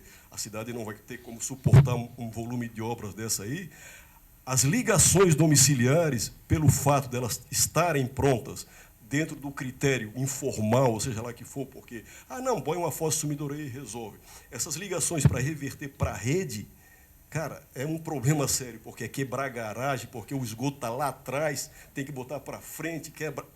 Então, assim, eu considero que essa fiscalização do que se liga na rede ela é importante, mas ela tem essa dificuldade. Então, isso é um passivo, não é à toa que existe o movimento para tratar a drenagem também, considerando a grande dificuldade que é reverter esse quadro já instalado de ligações, enfim, né, que tem uma série de fatores. Ou pode a pessoa é negligente, ou a pessoa não sabe, acha que está ligado na drenagem, que é aquilo ali que é a questão certa. É gente ligando esgoto de vaso sanitário numa fossa, mas chuveiro, pia, não, isso aí pode para drenagem, isso não é esgoto. Então, quer dizer, é uma cultura baseada no quê? As pessoas formaram uma cultura baseada numa ausência de gestão pública, na importância que o saneamento tem dentro do quadro de desenvolvimento urbano e de gestão urbana da cidade, né? Antes de responder a última, eu só quero complementar 2 coisas. A primeira, com relação à gestão, tem que ficar claro que, independente da empresa ser pública ou privada, que opera o sistema, ela foi contratada pelo titular. Essa contratação, que é um contrato ou de concessão ou de programa, ela tem um plano de negócio associado. E esse investimento gera rentabilidade no final do projeto. Então, um projeto de 30 anos tem uma rentabilidade definida com aquele plano de obra, ou seja, com aquele cronograma de investimento. Quando eu adio o investimento e eu mantenho a tarifa, eu estou jogando o investimento para frente e estou trazendo resultado antes. O resultado global disso aumenta muito em postergar o investimento. Então, um grande negócio de uma companhia de saneamento é postergar o investimento, porque o resultado dela melhora muito e ela se autofinancia. Então, teoricamente, em postergar o investimento, deveria ter uma diminuição de tarifa ou uma outra contrapartida. Então, quem está gerindo o contrato tem que ter, na mesinha que está aqui do lado, além das regras de exploração de serviço, o plano de negócio, que está assim, esse ano você tinha que investir 200 milhões, investiu 100. Opa, esses 100 milhões aqui vai gerar um resultado. Você vai dar desconto na tarifa ou vai fazer mais obra? Revisei o plano diretor. E aí pode ir contra. Eu vou exigir que você me faça mais obra. Opa, aí a empresa vai falar, então peraí, revisou o plano diretor? Tem que revisar o plano de obra, porque um está amarrado no outro. Não dá para ter um e não ter o outro. Vai ter que aumentar a tarifa. Ou eu vou ter que explorar um pouco mais de tempo o serviço. Então, O plano de negócio, a gestão econômica financeira de um sistema de saneamento, ele é extremamente complexo, só que ele é extremamente rentável. Ele tem que estar em cima da mesa para poder fazer essa gestão. Só que quem contratou o sistema tem que ter capacidade de olhar esse contrato, olhar essa conta e falar: ô amigão, volta aqui. Não é assim não. Seu plano de investimento mudou, nós temos que rever. E tem uma cláusula que chama equilíbrio econômico-financeiro de uma concessão. O que vale para Chico, vale para Francisco. Se aumentou, tem que remunerar. Se diminuiu, tem que ter contrapartida. Isso é uma relação entre privado e privado. Ou entre Estado e Estado. É uma relação entre entidades. Esse era um ponto que eu queria complementar. O outro, para responder a última pergunta, vocês já foram ver a operação de uma estação de tratamento de esgoto? Alguém sabe como é que é? Quando eu falo que é muito difícil sistemas unitários, um em cada prédio, é porque uma estação de tratamento de esgoto ela não é um negócio que se opera sozinho. Gera lodo, tem que descartar lodo, tem que fazer análise, tem que ver se a concentração de lodo dentro do reator está ok, se a recirculação está certa, se a aeração está certa. Vocês acham que a operação do condomínio da estação projeto e que é caro e concordo, vai cuidar disso? A piscina está sempre limpa e ela não é 1% da complexidade de operar uma estação de tratamento de esgoto. É extremamente complexo operar uma estação de tratamento de esgoto. Precisa ter gente treinado para operar uma estação de tratamento de esgoto. Uma fossa tem uma eficiência de uns 70% quando bem operada. Isso significa ter que limpar ela a cada 6 meses, ter uma caixa de gordura sempre limpa, que vai estar limpando todo mês, evitar de entrar aquilo lá para incrustar, entupir, os bichos têm que estar vivos no filtro, se comatar, tem que tirar. Uma boa fossa projetada tem pelo menos 3 câmaras de infiltração, uma está operando, uma está descansando e a outra reserva. Então, tem que ser bem projetado e até uma fossa tem que ser bem operada. Uma estação para um condomínio não dá para ser fossa porque ela vai ser gigantesca. Operar com o funcionário do condomínio vai ser pouco provável. Mesmo essas modulares, mesmo aquela que está toda automatizada, pode vir a automatização da NASA. Precisa ter gestão e precisa controlar aquilo que está sendo medido. Hoje, considerando esse déficit e a ausência dessa infraestrutura pública, a Casan já está assumindo operação de loteamentos. Ou seja, os loteamentos construídos que têm uma estação, a responsabilidade da operação é da Casan. A gente considera, isso era uma briga que foi na época, que a Casan é responsável pelo saneamento da cidade. Então, ela tem que ser responsável, enquanto não tem também uma pública, ela tem que ser responsável pelas soluções individuais. E eu entendo que não só o loteamento, mas o condomínio vertical deveria também ser um objeto de discussão, no sentido de encaminhar isso para a Casan gradativamente fazer a operação, porque se não operar, esquece. Qualquer sistema tem que ser operado. Como o Yuri falou, se não operar, deu para a bola, não vai funcionar o negócio. Agora, quem é a concessionária? É a Casan. Então, enquanto não tem a rede pública, que aí vai desconectar a estação e ligar na rede pública, a Casan opera esse sistema. Isso é uma defesa, é uma briga, mas eu acho que vale a pena ser discutido isso no âmbito da gestão dos trabalhos aqui dos arquitetos que fazem esses condomínios aí, né? Meu nome é Alexandre, eu sou arquiteto, trabalho como consultor em sustentabilidade. Eu queria aproveitar, na verdade, o debate das duas figuras que conseguem, não só historicamente, tem uma visão clara como de vários âmbitos do que está acontecendo, do que é possível, e resgatando também um pouco dessa visão de urgência que a gente tem, né? Na verdade, a gente está numa ilha.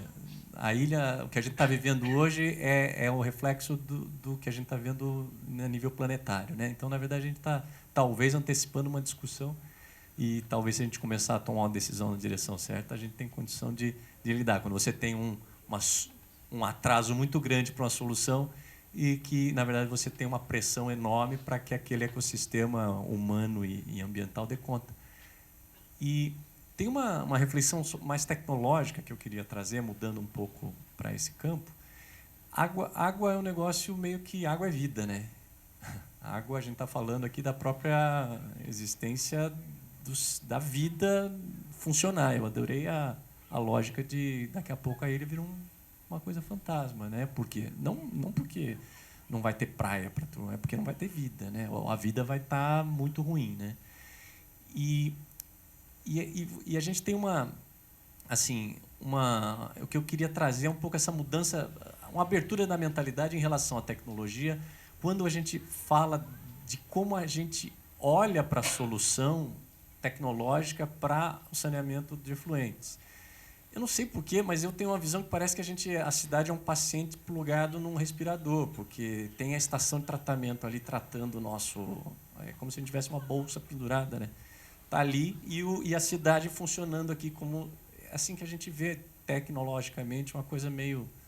Né, tem que funcionar lá, de preferência, foi até comentado, longe do meu quintal, né? Os impactos de uma estação hoje, na forma como é feita, da tecnologia como é feita, também ela é ruim socialmente, é ruim para o mercado.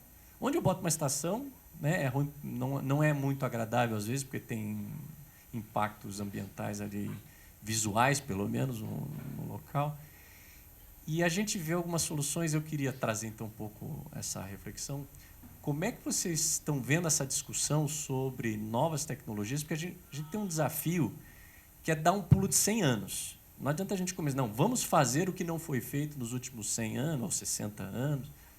A gente vai ainda ficar 60. Ou fazer um investimento de 3 mil. A gente tem, então, que fazer um investimento de 100 anos em poucos anos, ou em década, e depois precisamos dar manutenção nisso. Então, e não vai ser com uma taxa elevada. Nós precisamos fazer o sistema se pagar. O sistema hoje não se paga. Como é que vocês veem as soluções baseadas na natureza? A gente tem um exemplo sensacional em Florianópolis, que é inadvertidamente a gente tem uma fazenda de crustáceos, né, de mariscos e ostras, que com certeza promove a limpeza da nossa baía aqui.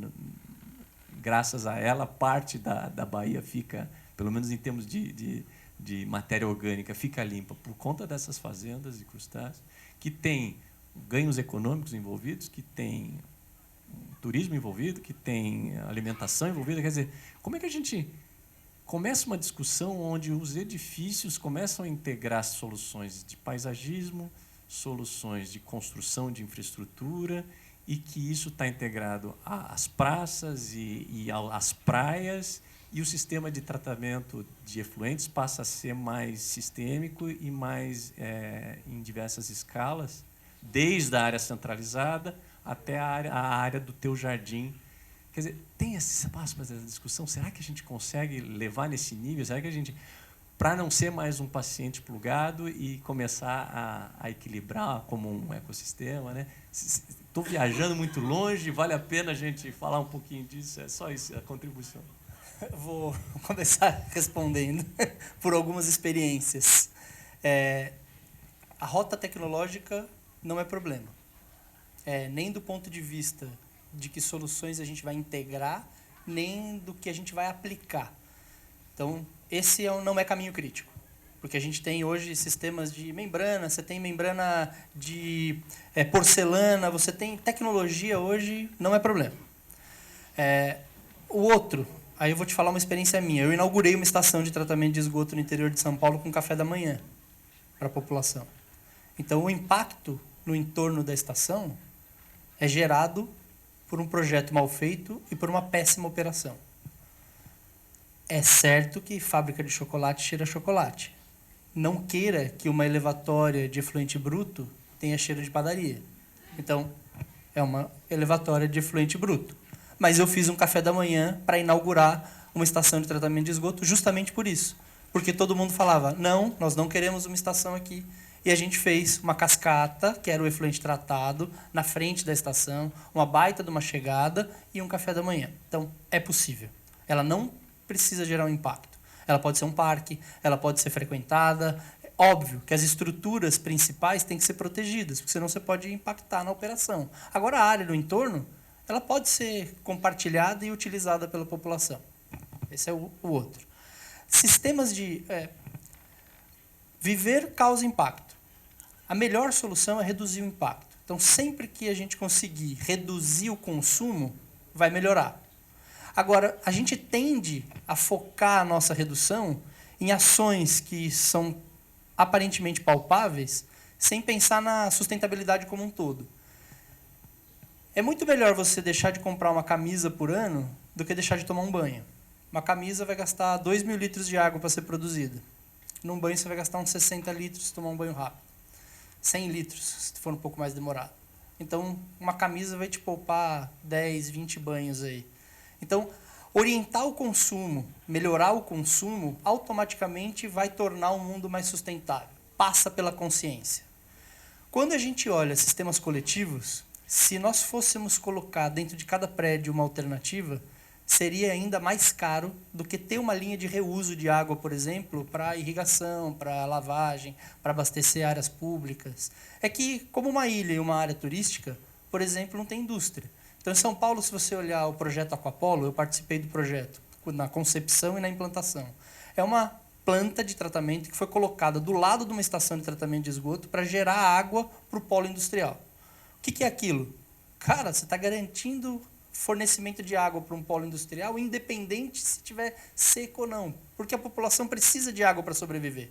Se a água tiver que vir de helicóptero, a gente vai tomar água, vai precisar de água para sobreviver. E você está usando este efluente para alimentar um polo industrial.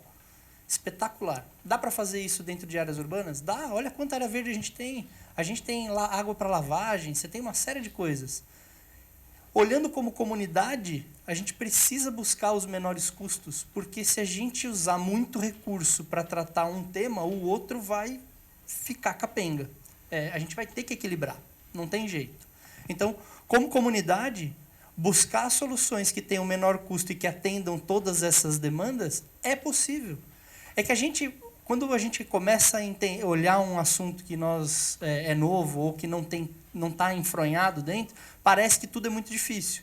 Mas se você olha um carro, você vai numa fábrica de carro, eu pelo menos fiquei maravilhado a primeira vez que eu fui. Falei, cara, como é que o cara põe esse painel aqui, o cara monta, o parafuso nem aparece, como é que você faz o projeto, que jeito que monta, você fica... Uma companhia de saneamento é a mesma coisa. Quem não está acostumado e chega a primeira vez, fala, puta, tem área comercial, tem corte, tem que tratar, tem que coletar, tem que fazer manutenção, tem que captar água, tem área de manutenção de bomba, tem que fazer plano diretor, tem que pensar daqui a 30 anos, tem que revisar cada ano, fazer plano para cada 5. É a característica daquela empresa. Então, a gente não precisa entrar em desespero, sim tem, e esta solução de olhar coletivamente cada coisa que eu posso usar, como é que eu reduzo, como é que eu ajusto o custo, como é que eu impacto menos o meio ambiente, como é que eu uso para não deixar impactar, ela tem que ser discutida multidisciplinarmente. Tem um economista brasileiro, que é o Eduardo Gianetti, foi o primeiro cara a abordar o impacto da falta de saneamento na saúde, não da forma como a Organização Mundial da Saúde fala, que cada uma unidade monetária economiza 4 no sistema de saúde. Não. Esse cara analisou e fez uma análise que é a seguinte: as crianças de 0 a 2 anos que têm doença de veiculação hídrica, que têm diarreia e vômito, nos primeiros 2 anos, ela sofre de uma falta de nutriente para a formação do cérebro. Você está condenando esta criança que sofreu desnutrição, diarreia e vômito crônico na infância a ter um problema de capacidade cognitiva na vida adulta. Hoje, o Brasil tem menos de 50% de coleta de esgoto sanitário e tratamento. Isso, consequentemente, tem um grande problema de desnutrição. Nós estamos condenando metade da nossa população a ter um problema de cognição que vai evitar que a nossa economia melhore, que a gente tenha menores salários, que a gente não consiga avançar. Então, a gente tem que olhar isso de um ponto de vista não somente de fazer uma infraestrutura e de rodar a economia. É que se eu quero que essa nação, minha cidade, meu estado, meu país cresça, eu preciso olhar isso com outros olhos. Eu preciso olhar lá na frente o que eu estou limitando, o que eu estou... O não fazer, a princípio, a casa não fez de novo, nossa, olha só, vamos ter que... vamos fazer um protesto lá na frente do plano diretor. Não! Nós estamos condenando uma geração que vai demorar 18 anos para poder resolver de novo.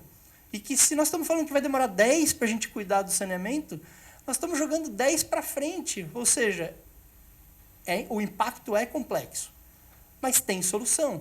Até porque o sistema é rentável. Então, o sistema de saneamento ele é rentável, ele é autossustentável. Porque a tarifa que a gente paga, ela consegue financiar, se um contrato for bem definido, financiar todas as obras e ainda voltar recursos para a prefeitura que ela pode usar para fazer outras coisas. Transporte, saúde, segurança, entre outras coisas. Então, esse negócio ele gera um polvo, ele gera deriva para muitos outros lugares. Eu sou otimista. Vai dar trabalho, mas tem solução e ele vai gerar resultados melhores do que o que a gente imagina. Qual é a dificuldade da vigilância sanitária de Florianópolis, especificamente, em aprovar novos sistemas, novas tecnologias de saneamento? Porque eu comecei minha vida profissional em 2007. Desde então, eu venho conhecendo e estudando e tentando implementar sempre sistemas que aparecem cada vez melhores. Recentemente, eu trabalhava muito na escala residencial, agora eu trabalho na escala de empreendimentos, de loteamentos, condomínios, né? E, recentemente, eu conheci um sistema que, na minha visão, é um milagre do saneamento. A gente tem tentado aprovar na vigilância sanitária com todas as dificuldades possíveis. Então, assim, é a única cidade no Brasil que não aprova novos sistemas. É uma das cidades que a gente entende que mais precisaria, né? É uma joia que a gente tem aqui que está sendo perdida e eu não consigo entender o porquê. E aí, quando você me fala que é um sistema altamente rentável, sim, ele é, por isso que existe essa máfia em volta disso. Porque esse sistema, por exemplo, que eu descobri recentemente, né, é um sistema que já está no Brasil inteiro, está indo para Dubai, e é um sistema que ele não gera lodo, ele trabalha com biodegradação. Então, por isso que eu falo que é um milagre, porque ele não gera lodo, você não precisa fazer manutenção no sistema. A única manutenção é uma caixa de gradeamento antes de entrar no sistema, que se cai uma fralda, né, algum resíduo sólido, você pode retirar. E um hospital em Brumadinho, ele entrega 98% de água tratada. Essa água é tipo uma água da chuva, ela pode ser jogada de volta em rios, você pode colocar numa piscina e nadar nessa piscina porque ali é homologado, né? E por que Florianópolis ainda patina nisso? Eu acho que Florianópolis, eu acho que também as outras cidades sofrem de uma síndrome, né? A síndrome do preciosismo, ou seja, ou tu faz lá em cima ou tu está lá embaixo.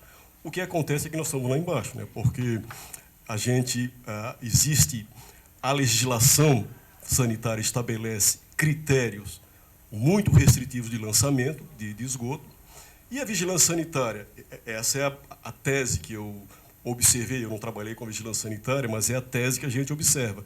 Então, existe uma legislação altamente restritiva do ponto de vista de indicadores que eu posso lançar no sistema, na drenagem ou no mar, enfim, né, no ambiente, e existe uma dificuldade da vigilância sanitária aprovar, porque existe uma questão de segurança jurídica também. O cidadão está ali, né? Então, acontece absurdo na cidade, assim, a pessoa entra com uma proposta para resolver. Isso não é só na questão do saneamento, inclusive na questão das construções. Um cidadão que vai fazer uma construção passa um trabalho enorme junto para atender os critérios que o município estabelece, e aquele que faz clandestino faz tranquilo. Então, existe uma síndrome. E nessa questão do esgotamento sanitário, também é a mesma coisa. Agora, a vigilância, eu não estou defendendo, ela tem que atender, o sistema tem que comprovar que atende.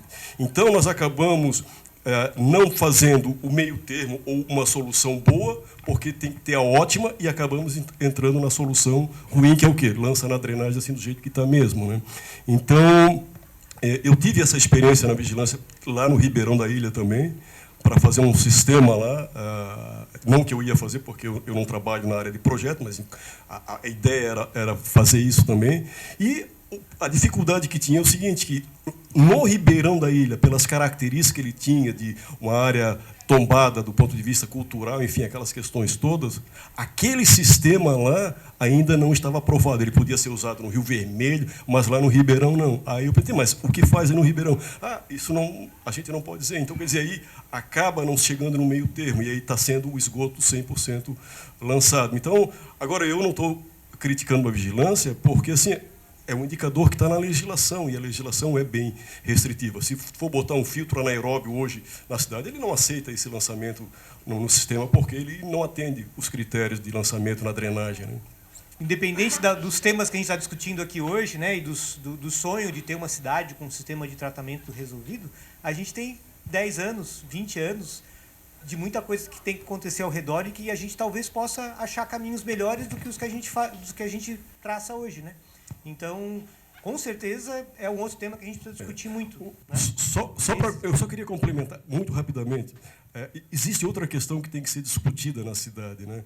ou seja, no âmbito do plano, né? Florianópolis estabeleceu metas, não foram cumpridas, a prefeitura é responsável por esse não cumprimento e, ao mesmo tempo, ela cobra a solução do indivíduo melhor, quando, provavelmente, em vários locais já deveria ter um sistema coletor, já deveria simplesmente pega e liga na rede e o sistema trata, não. Aí transfere a responsabilidade para o usuário, né? E isso eu estou falando pelo fato do não cumprimento de metas do plano de saneamento. Isso é uma questão que tem que ser discutida no âmbito da prefeitura como gestão, como falha no processo de gestão. Mas a gente tem um marco legal do saneamento que diz que até 2033 todas as cidades do Brasil têm que ter 90% de atendimento de sistema de saneamento. Então, independente da gente discutir alternativas, que acho que a gente deve, e porque a gente imagina que é difícil alcançar esse número, né? Mas o Brasil sonha com isso, né? Um ponto que eu quero deixar bem claro, que eu acho que o Elcio deixou ali, falou, e nós estamos falando do saneamento, mas não é menos importante a drenagem. Isso que aconteceu conosco no verão agora não é somente fruto do saneamento. Nós temos uma superpopulação e nós temos um sistema de drenagem ruim e com precipitações fora do padrão que a gente vinha, ou que o sistema estava dimensionado para isso. Vamos botar as coisas mais técnicas. Então, nós estamos com um problema sério, e a drenagem é um problema importante, quanto mais para nós que estamos numa ilha, porque ele escoa exatamente para para a nossa praia. Então, eu acho que o tema principal era gestão de balneabilidade. Isso a balneabilidade ela é conjunto de várias coisas. Então, ainda que tivéssemos 100% de coleta e tratamento de efluente, poderíamos ter problema de balneabilidade na época das chuvas. Tem solução? Tem. Existe alternativa de drenagem que a gente pode direcionar em determinados períodos, evitar problema, amortecer evasão. Ele tem que estar associado com a alternativa de coleta e tratamento de efluente. Só a coleta e tratamento não vai resolver o problema de balneabilidade.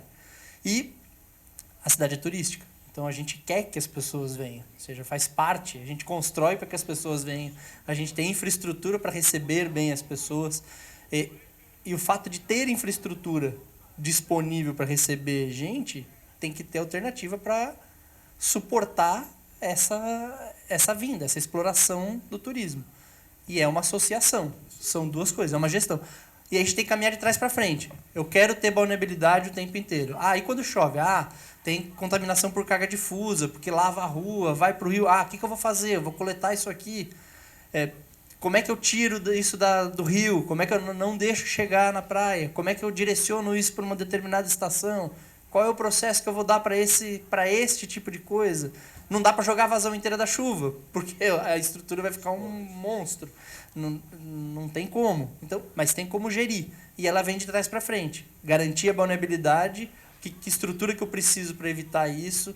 O saneamento, óbvio, vai evitar que o efluente bruto chegue nas galerias, e aí vai virando uma bola de neve. Puxa um fio de cabelo, vem uma peruca.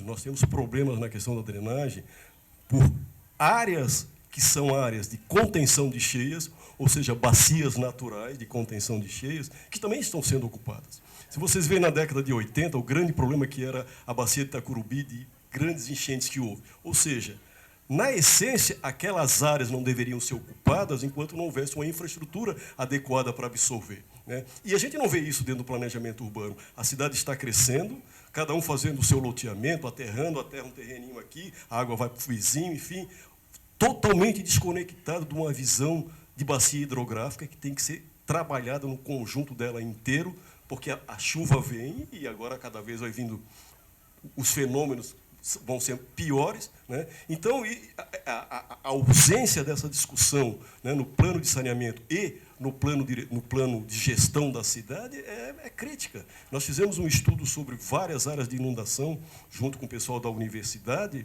né, identificando áreas enormes que não deveriam ser ocupadas no momento, não que elas não possam enquanto não houver uma infraestrutura, estão sendo ocupadas. Então, nós vamos ter problemas, né? O morro, por exemplo, né? O Morro da Cruz, quantidade de deslizamento que era na região do Morro da Cruz. Então, tudo isso precisa de infraestrutura acoplada para poder absorver esse processo da malha urbana crescendo. Na verdade, eu acho que o o Edson já acabou respondendo, era só um pouco complementando a questão que o Léo estava colocando, que, tipo, o último relatório do painel intergovernamental de mudanças climáticas, que o IPCC, né, foi lançado agora recentemente, este mês, que é do último trabalho, e a gente já tem previsões nas questões de mudanças climáticas, você tem com alto grau de confiabilidade, médio, baixo, e para a nossa região, com um alto grau de confiabilidade, está o aumento das chuvas. Então, realmente, é isso que o Léo está colocando, que isso também é uma realidade que a gente, né, vai ter hoje, então, cada vez mais tem que estar presente, né, e temos que considerar, porque justamente vai afetar tudo isso. Para quem não me conhece, eu sou Alan Kiriguini, da Projeto. Eu só quero agradecer em nome do GTL, em nome do AGBEA, esse evento, porque eu acredito que isso aqui ele tem um início muito importante e ele vai longe. Isso aqui. Eu acho que a gente vai ter que combinar um outro evento e acredito que muitos outros profissionais vão se interessar, porque esse debate aqui é importantíssimo. Eu estou conversando aqui com a Lívia. Nós, como associação, acredito que vai ser importante a gente se reunir, debater, criar uma pauta e marcar com a prefeitura e nós, como associação, apresentar essas novas soluções para a prefeitura de maneira que comprima, que a gente vai fazendo essa pressão na vigilância, na própria prefeitura e até chegar na Casan para que isso aconteça. Então, eu acho que outros eventos como esse vai ser importante acontecer. Agradeço o Pimon, agradeço o Olavo, o Yuri, o Elson pela disponibilidade. Eu acho que é muito importante isso que está acontecendo hoje. Eu vejo que isso vai propagar de uma maneira muito positiva, tanto no plano diretor como no plano de saneamento no futuro da nossa cidade aqui. Eu sou a Roberta. Tivemos juntos aí nessa caminhada de fazer esse evento. Eu vejo que esse plano diretor novo, ele traz uma questão que, para mim, sempre foi muito complexa no plano diretor 2014, que eram os bolachões, né? Então, o que o Michel falava nas audiências, não defendendo, mas acho que essa história da verticalização e da possibilidade de tu deixar mais área livre para que tu possa infiltrar, para que tem horas que tu não consegue nem, tu quer fazer uma estação de tratamento, mas tu nem consegue, porque tu tem a taxa de ocupação do terreno inteira. E tudo isso, né, se dá de uma forma... O plano diretor 2014 também foi um câncer para a nossa cidade, né? A forma como ele foi espacializado. Isso aconteceu de uma forma... Quem desenha sabe que a gente queria, e o empreendedor quer o máximo, e o máximo era o que podia se desenhar. Então, eu vejo já a forma como esse plano está sendo pensado, já tem uma pontinha disso, né? Dessa boa notícia, que eu acho que a gente, como profissional, tem que se colocar nesse lugar mesmo, de questionar e de entender, mas eu acho que, se o desenho da cidade não permite, a gente não tem muita coisa para fazer, porque o empreendedor quer e a gente não pode dizer que não, né? Poucos deixam o espaço livre para que a gente possa dizer, não, vou fazer uma fruição pública bem linda, só porque ele vai ganhar índice, senão ele não faz. Então, eu acho que a gente tem essa primeira ponta, e eu acho que a segunda ponta é um pouco do que o Alan falou, a gente trazer isso como... A gente tem essa conexão, a gente quer até, talvez, gerar alguma possibilidade de ir realmente à prefeitura e botar a nossa cara. Acho que a gente, como arquiteto, a maioria das vezes a gente deixa, e eu sinto muito o empreendedor, e, desculpe os engenheiros, mas eles estão aí na ponta da cidade, e os arquitetos, a gente está sempre encolhido nesse papel de urbanista, né? A gente não se posiciona nesse lugar. E eu acho que a gente tem uma responsabilidade imensa de pressionar mesmo, de fazer com que a coisa aconteça, de estar lá junto no plano diretor. Estávamos lá votando junto na votação do plano diretor, eu e o Alan até às 9h, e agora a gente tem a obrigação de estar junto à Câmara de Vereadores, agora exigindo que o plano de saneamento seja votado também, né? Eu acho que as coisas têm que andar juntas, e esse é o nosso papel. Não é só lá votar, né, para o plano diretor. Eu acho que isso é a nossa maior responsabilidade como arquitetos e urbanistas. Era isso. E gratidão por vocês terem vindo, foi maravilhoso. Muito obrigado a todos pelos apoios dos nossos apoiadores, pelo patrocínio, nosso patrocinador, e todas as vindas.